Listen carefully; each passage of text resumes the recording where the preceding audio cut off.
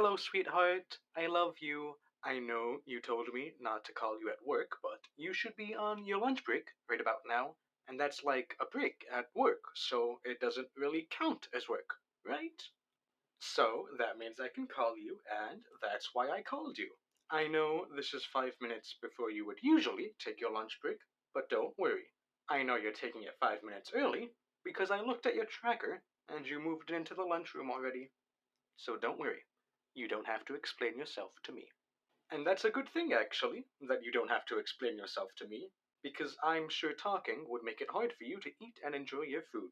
So you know what? You don't have to talk. Just focus on eating and chewing your food. I love hearing your voice, but I also love hearing you chew as well, so it's not a problem. After all, I love all your sounds, from your breathing to your heartbeat. And it's better this way, don't you think? You can focus on eating your food, and I can just focus on talking to you. Which is good, because I love talking to you. Because I love you. I just wish I could kiss you through the phone. Maybe cuddle you too a bit. I know we're still talking at this very moment. Well, I'm still talking at this very moment. But what I'm trying to say is it's so lonely without you here. Physically. In my rope. Well, okay, maybe not in my rope. I know we had that discussion already, and the therapist said I need to dial things back a bit if I want to maintain this relationship, as well as a clean criminal record. Good therapist, by the way. They really take that confidentiality thing to heart. But I've really been so lonely without you here. I just want your arms around me, and maybe a head pat, or two, or 98. I love you and I miss you. I know I'm talking to you at this very moment, but I really love you and miss you, and I'm so bored without you. I've run out of things to do. I've been playing with my doll of you, but it's just not the same.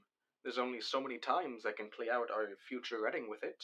I've played out all the different scenarios, from a wedding in a church, to one on a cruise ship, to one on the grave of that person who hit on you.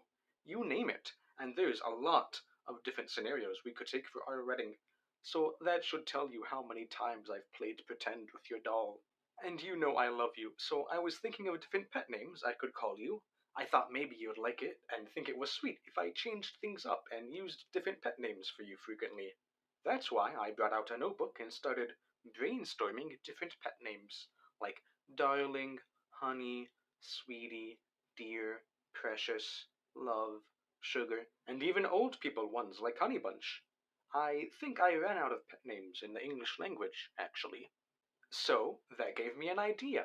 What if I used pet names from different languages? Isn't that pretty neat? So I was looking up pet names in a bunch of different languages, and the short version of it is that I can say sweetheart in 75 different languages now. With proper pronunciation, obviously, because I'll never do anything half heartedly if it's for you. Well, I think it's proper pronunciation, but I can't really get a native speaker for every last language to verify, so you might just have to take my word for it.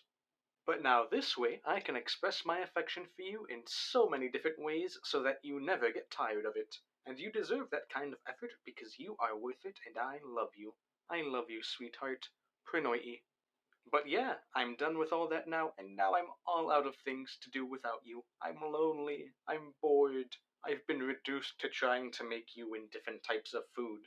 I'm talking about things like baking cookies in the shape of your face, or making gummies that look like you, or doing latte art of you. I'll send you the pictures. They actually all turned out really well. You can have them when you get home, by the way. But the point is, look how lonely I am without you. It's a tragedy, I tell you. One you could solve by just quitting your job and letting me be the sole breadwinner for the two of us.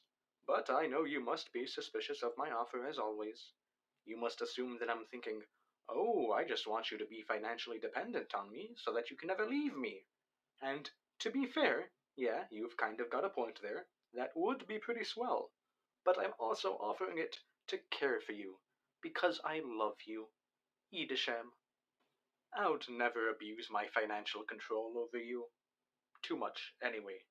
I might demand half an hour of cuddles every day before I grant you internet access. Or maybe I'll demand one forehead kiss for every 10 calories of food I give you. Okay, maybe I would abuse my power quite a bit. But can you blame me though? You are just so precious. I just want to look at every one of your atoms under a microscope so I can figure out how you are so perfect. Gosh, I love you. I love you. I love you. I love you. Save Gilem. How was your day so far, by the way? I can't believe I didn't ask you about your day yet. I was just talking about mine. How could I be so self-centered? Are you all right? Is it too hot? Is it too cold? Do you need me to come over and bring you a sweater and maybe some hot chocolate? How's the humidity? Is it too humid for you? Oh, I hope you're all right. Are you itching anywhere? Oh, if only I was there with you, I could itch your back and everywhere else. How are your coworkers? Are they nice to you? I hope they're nice, but not too nice, because you're mine, and I don't want them getting any ideas. I wrote my name all over you in invisible ink while you were sleeping.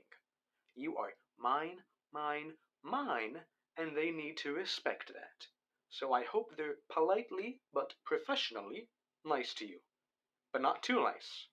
Just a little nice. Also, how is your boss? Are they giving you too much work? I really hope they aren't, because that would be very dangerous for their health. I mean, my basement looks like an armory. I've got so many weapons, I could arm an entire platoon. And for reference, a platoon is maybe 16 to 44 soldiers, or maybe 9 to 100. It kind of depends. But the point is, I have a lot of weapons, and I know how to use them, so your boss really shouldn't be giving you a hard time. Otherwise, I'll have to resort to. Sorry, I know we talked about this with the therapist. I have to find peaceful solutions. Relatively peaceful. And okay, the therapist just said peaceful, not relatively peaceful. That's just something that I said. But still, I need to find more peaceful solutions to my problems. Relatively peaceful. Because you know, violence should still be on the table if worse comes to worse. Ah, but what am I even saying? You never even told me that your boss was giving you a hard time. I guess I just worry about these things. My mind always wanders to the worst case scenario because I am so anxious and paranoid and protective of you. But I'm only so protective of you because you're so wonderful and I love you. I love you so much. Siralis. How is your lunch, by the way? You're eating the one I packed for you, right? I mean, I know I slipped you some money so you could buy lunch just in case you forgot yours, but I would really rather you eat the one I made for you. I put so much care into it. I even got you the lunchbox that has hearts all over it and says, in a relationship. And that's to say nothing of the food itself. I made it with approximately 1 pound of love. That's 453 grams, by the way. So you've got 453 grams of love in there, just eagerly waiting to provide you with nutrition. And you can eat it guilt free, because although love tastes good, it doesn't have any calories. So it's the best flavoring. Only the best for you, darling. I love you. Kultaseni. So that's why you should eat the lunch I made for you. So, are you eating it? Well, I guess you can't respond because you're busy chewing, but that's okay. I can just listen to the sound of you chewing a bit more closely. And yeah, that sounds like you're eating the lunch I made for you. Oh, thank you so much, Kalaka. It means the world to me. Sorry, I know it's a weird thing to be able to do. It's a weird skill to have, isn't it? To be able to tell roughly what someone is eating just by listening to them chew. But when you've been listening to things as long and intensely as I have, you tend to develop some pretty sharp ears. It's easy to develop them when I'm always listening to you so attentively. I always get so anxious when you're on the phone with someone. What if you found someone else? But no, it ends up just being that you were calling to order a pizza or something. So maybe I shouldn't be so anxious when you're on the phone. I mean, you're on the phone right now, but that isn't making me anxious because you're on the phone with me, so that's an obvious exception. That's not what I meant. But you probably get what I mean, right? Of course you do. I'm overthinking things, aren't I? I always overthink things. I'm just making things more difficult than they have to be. But things don't have to be difficult with you, because you're always so understanding. When I mess things up, I don't have to be so stressed because I know you won't blow things out of proportion. Like when I picked your lock for the 15th time, or when I climbed through your window. You just never made a big deal out of things, and that's why I love you. One of the reasons, anyway. If I listed all the reasons I have to love you, then we'd be here all day. And as much as I would love to talk to you on and on forever and ever, your lunch break is going to end eventually, isn't it? Then you'll have to get back to work and you won't be able to talk to me. Until you get off work, anyway. Maybe I should wait outside your workplace. That way I can pick you up after work and we can be together on the way home. But last time I was waiting outside your workplace, people acted like I was stalking you. Isn't that funny?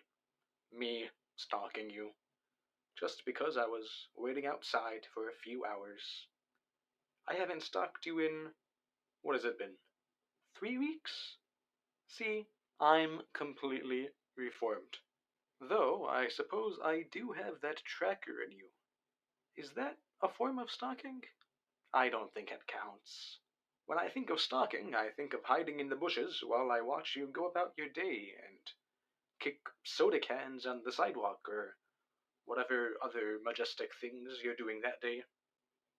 I kind of lost my train of thought here. Okay, I found it again. I love you. That's my train of thought. That I love you. I love you. I can't wait for you to get home. But I suppose I should hang up soon and let you enjoy your lunch and then get back to work. Okay, I'll hang up. Now. Okay, not now, maybe in just a few more seconds. Okay, now. Wait, no, that was another false alarm. Can you blame me? I just don't want to hang up on you. This is torture. How can I hang up on you? Okay, I am going to hang up now.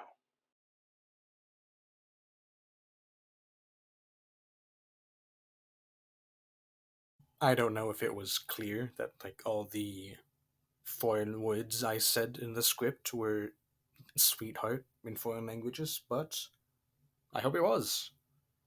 I had to choose gender neutral languages because it's a for anyone script. I don't know. I thought that was neat.